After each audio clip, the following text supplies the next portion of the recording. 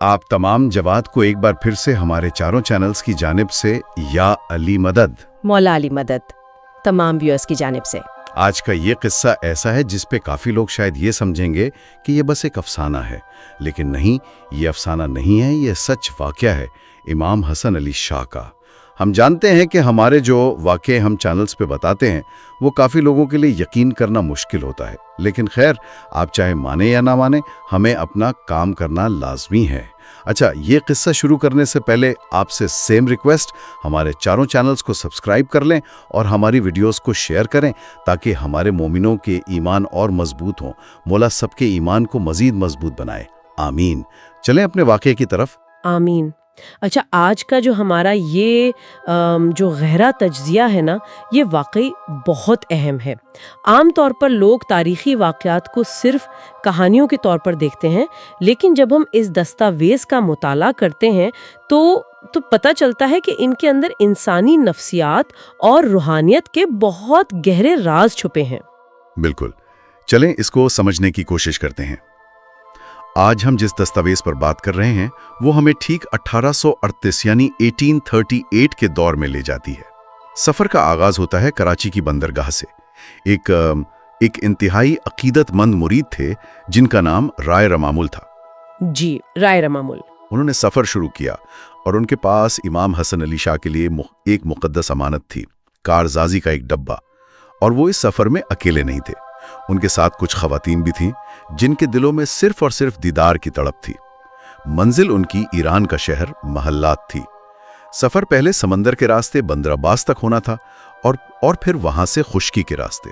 यहाँ जो बात हैरान कुन है वो ये है कि 1838 में कराची से ईरान तक का सफर ये कोई आम बात नहीं थी। समंदरी सफर उस दौर में लकड़ी के जहाज़ों पर होता था, ना कोई नेविगेशन सिस्टम था, ना वेदर फोरकास्ट। समंदर का सफर अपने आप में एक मौत के मुंह में जाने वाली बात थी। सही बात है। ऐसे हालात में हजारों मील दूर की मंजिल की तरफ निकलना, और वो भी एक ऐसी अमानत के साथ जिसे महफूज रखना उनका मकसद था, ये उस अजीम जज्बे की निशानदही करता है जो इंसान को दुनियावी खतरों से आज़ाद कर देता है। हाँ, और देखें दस्तावेज में जो सफ़र की तफसील है वो कितनी खौफनाक है। जहाज़ ने कराची से अपना लंबा सफ़र शुरू किया। अभी कुछ ही मील का फासला तय हुआ था खुले समंदर में कि अचानक आसमान बिल्कुल काला पड़ गया। एकदम से मौसम बदल गया। एकदम से तेज हवाएं इस शिद्दत से चलने लगीं कि बस और लहरें पहाड़ों की तरह ऊंची उठने लगीं। देखते ही देखते एक बहुत ही शदीद समंदरी तूफान ने उनको घेर लिया। जहाज बुरी तरह हिचकोले खाने लगा। दस्तावेज कहती है कि खौफ आग की तरह फैल गया और जहाज पर मौजूद मुसाफिर रोने लगे। डर का आलम सोचें। ज़ाहिरी तौर पर देखा जाए तो ये वो लम्हा होता है जब इंसान की सारी बहादुरी जवाब दे जाती है। समंदर की बिखरी हुई लहरों के सामने इंसान का हर सहारा सिफर हो जाता है। सर्वाइवल इंस्टिंक्ट इंसान को मजबूर करती है कि वो अपनी कीमती चीजों को बचाने की कोशिश करे। बिल्कुल, फितरी अमल तो यही है ना। लेकिन यहाँ जो कुछ हुआ वो इंसानी फितरत के बिल्कुल उलट था। उस खौफनाक मंजर के दौरान राय रमामुल को यह एहसास हो गया कि अब जहाज नहीं बचेगा। मौत बिल्कुल सामने थी, लेकिन उन्होंने अमानत को किसी आम तरीके से बचाने की कोशिश नहीं की।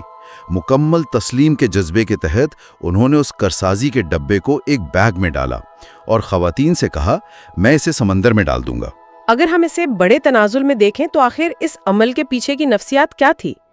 करसाजी को तूफान के हवाले करना असल में इस बात का इकरार था कि जो अमानत सच में इमाम की है उसकी हिफाजत अब किसी इंसानी तदबीर की मोहताज नहीं रही। और इससे भी बड़ी बात उन खवातीन का नतीजा था। हाँ, उन खवातीन का अमल। दस्तावेज बताती है कि बगैर किसी हिचकिचाहट के उन खवातीन ने अपने पहने हुए तमाम जेवरात उतार दिए और उस बैग में डाल दिए। सब कुछ बांधकर उस भरे समंदर की रेजिंग वेव्स में फेंक दिया गया। ये वाकई सुनने वालों को सोचने पर मजबूर कर देता है। दस्तावेज में इन जेवरात को दुनियावी तहफ़्फ़ुज़ की अलामत कहा गया है, सिंबल्स ऑफ वर्ल्डली सिक्योरिटी। उन दिनों में जेवर ही एक औरत का आखिरी सहारा होता था। अगर कोई औरत मौत के डर में अपना आखिरी सहारा तूफान में फेंक दे तो ये सरेंडर की आखिरी हद है। उन्होंने अपना दुनियावी तहफ़्फ़ुज़ छोड़ दिया, अपना सब कुछ कुर्बान करके मुकम्मल तवक्कुल का मुजाहिरा किया। اور اس سرنڈر کا اثر دیکھیں. جیسے ہی وہ بیگ پھینکا گیا، دستاویز میں لکھا ہے کہ ایک اچانک خاموشی چھا گئی. سبحان اللہ. طوفان رک گیا. وہ پہاڑوں جیسی لہریں اچانک پرسکون ہو گئیں اور وہ جہاز جو ڈوبنے ہی والا تھا وہ بچ گیا. یہ منظر تصور سے باہر ہے. خوف اور موت کا وہ ماحول ایک لمحے میں حفاظت بن گیا. یہ خاموشی تسلیم اور رضا کی خاموشی تھی.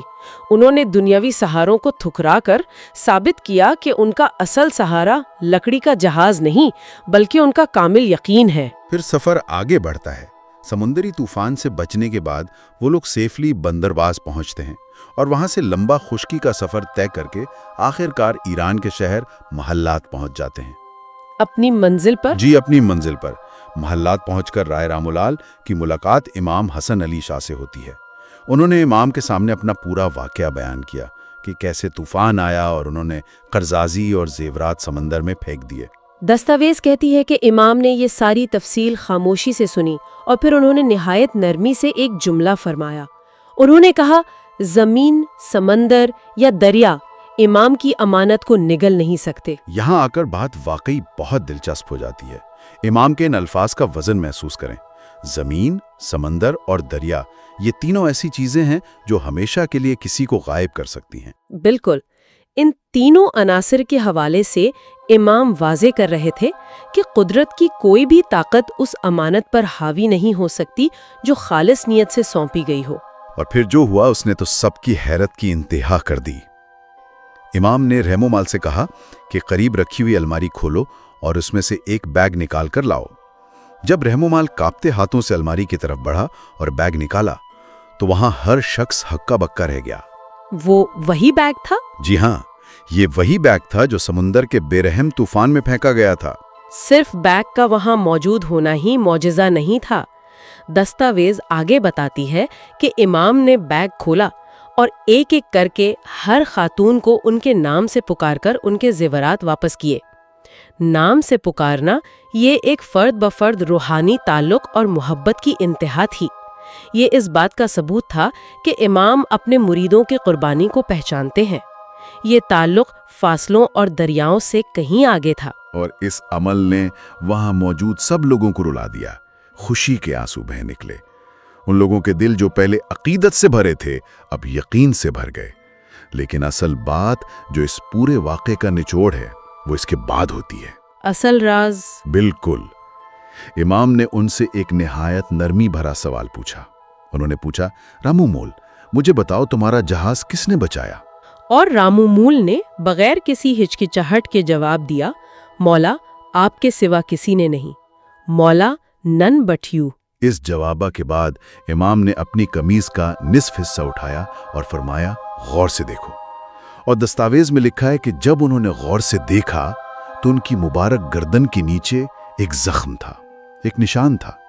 یہ ایک اہم سوال کھڑا کرتا ہے.